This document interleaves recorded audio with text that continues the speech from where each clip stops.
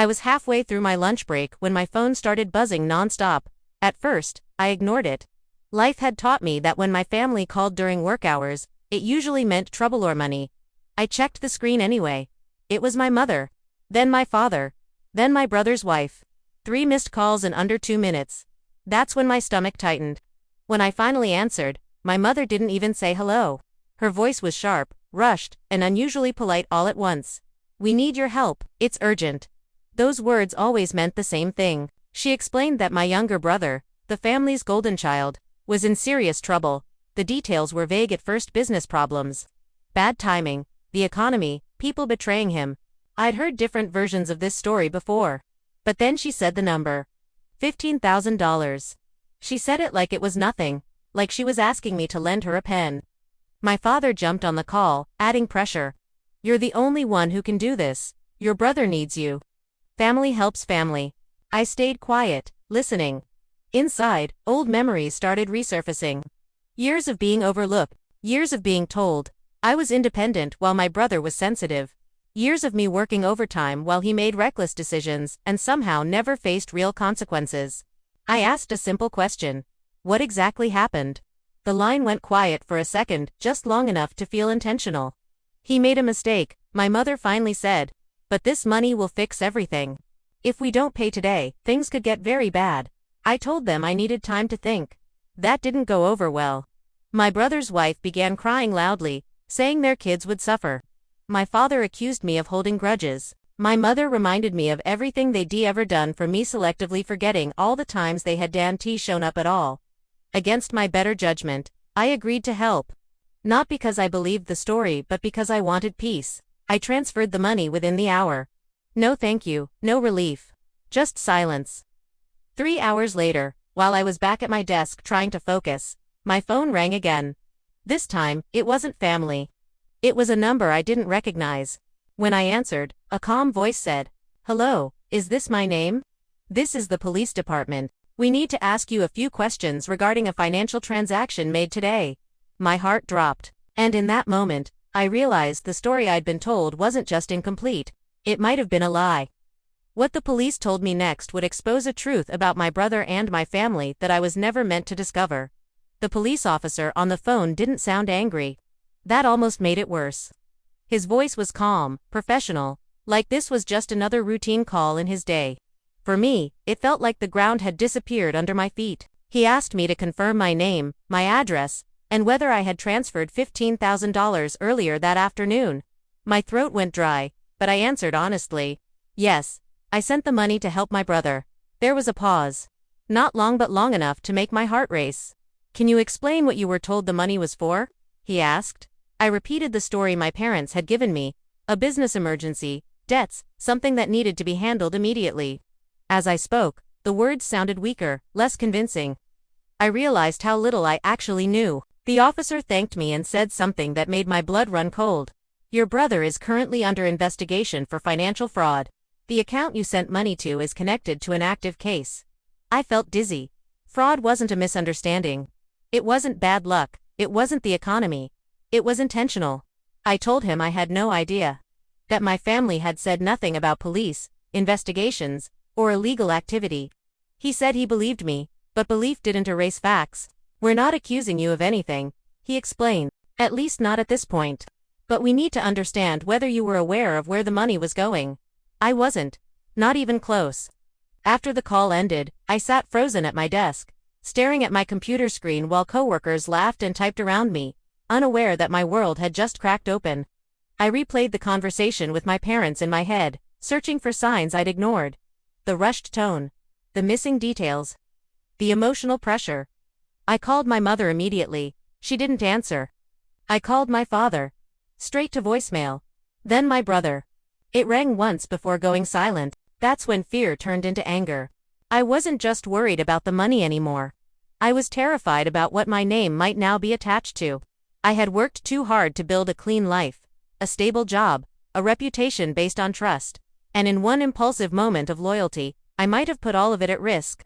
An hour later, my mother finally called back. Her voice was shaky but not apologetic. "You shouldn't have talked to the police," she said quietly. That single sentence told me everything. I asked her why she hadn't told me the truth. She deflected, saying they were trying to protect the family and that my brother was being treated unfairly. When I demanded to know if they'd known this could happen, she didn't answer. She just said, "We thought you'd help. Like you always do." The line went dead. And for the first time, I understood something painfully clear. I hadn't just been asked for help. I'd been used as a shield. What the police discovered next would prove just how far my family was willing to go and why they were suddenly desperate to keep me quiet. The next morning, I woke up to 3 missed calls and 1 voicemail from an unknown number. It was the same police officer. I knew before listening that things had gotten worse. When I called back, he didn't waste time. "We reviewed the transaction more closely," he said, "and we need to meet in person." My hands started shaking. A meeting meant paperwork. Statements, records, real consequences. At the station, the officer laid everything out in a way my family never had. The account I sent money to wasn't my brother's personal account. It was a temporary holding account connected to multiple victims. The money hadn't gone toward fixing a mistake. It had been used to cover tracks. Then came the part that hurt the most. My brother had told investigators that the money came from me voluntarily, as a private loan, and that I was aware of his situation. I stared at the officer in disbelief. "That's a lie," he nodded. "We suspected that." They showed me text messages my brother had provided, messages taken out of context. Screenshots missing timestamps, carefully selected lines that made it look like I knew more than I did. It was sloppy, but it was intentional. "He was trying to shift responsibility," the officer said gently. "Not just legally, but financially." That's when it hit me. The urgency. The pressure. The emotional manipulation. They hadn't just needed money. They needed distance. Someone else to stand between him and the consequences. Me. I left the station feeling hollow, angry, betrayed in a way that went deeper than the money. This wasn't about $15,000 anymore. It was about trust that had been broken beyond repair. That evening, my parents showed up at my apartment unannounced. My mother cried the moment she walked in. My father avoided eye contact.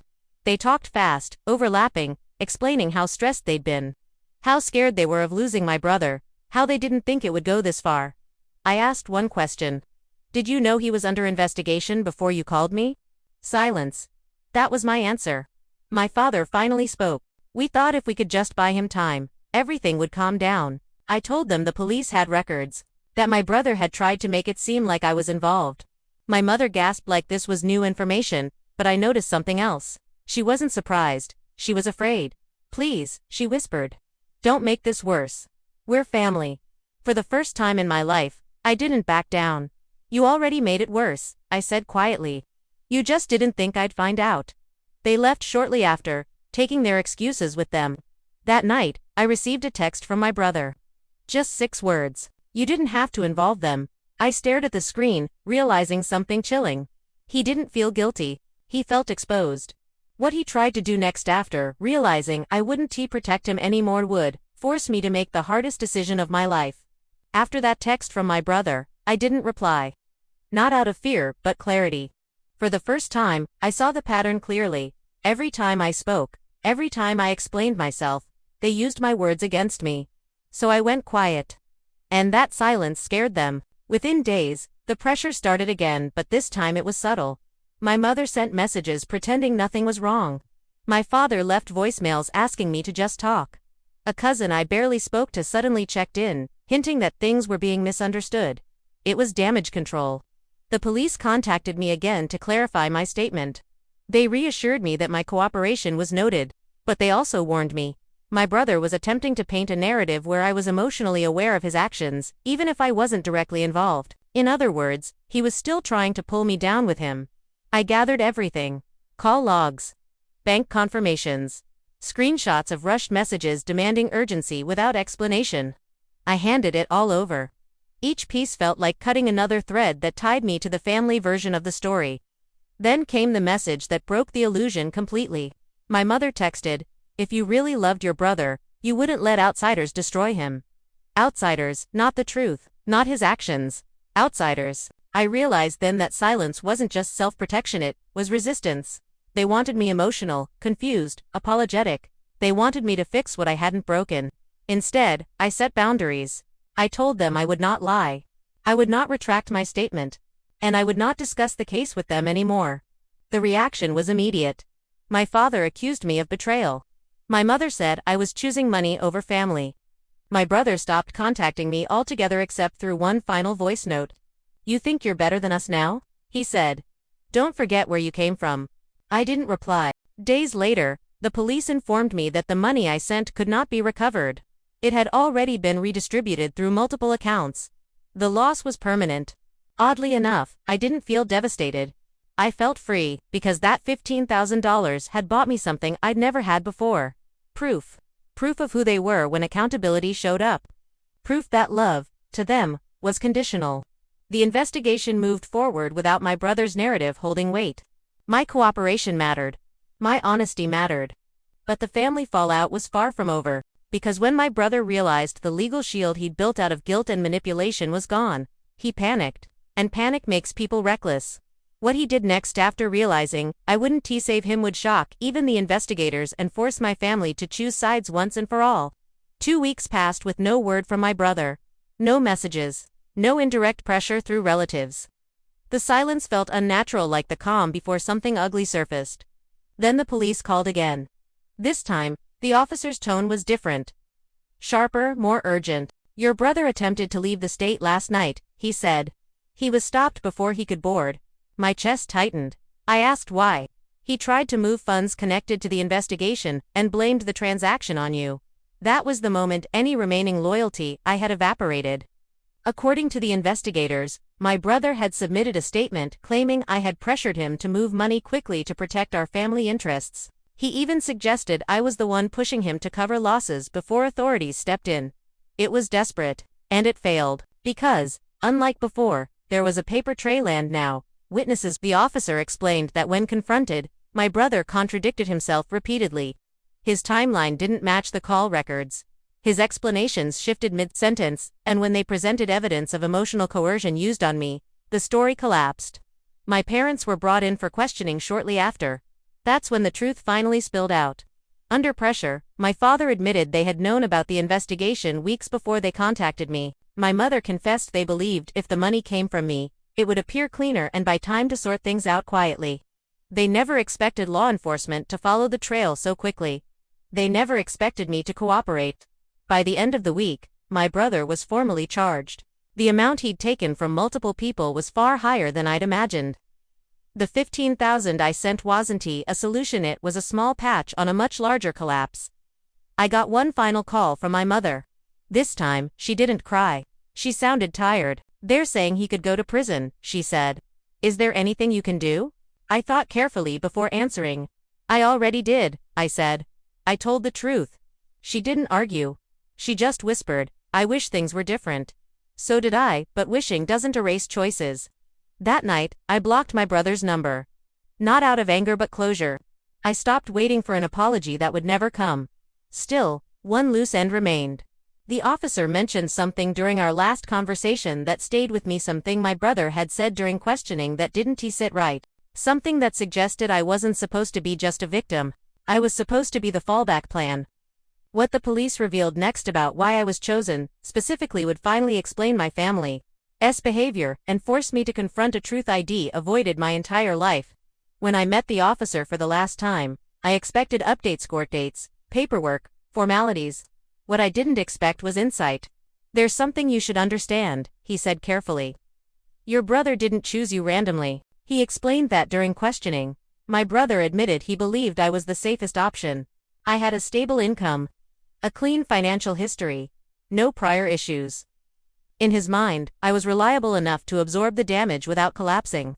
In other words, I was expendable. The officer went on. My brother had grown up knowing that whenever he failed, someone else would catch him. And in recent years, that someone had always been me. The responsible one. The fixer. The quiet problem solver, who didn't complain. "That's why your parents pushed so hard," the officer added. "They believed you'd sacrifice yourself before letting him fall."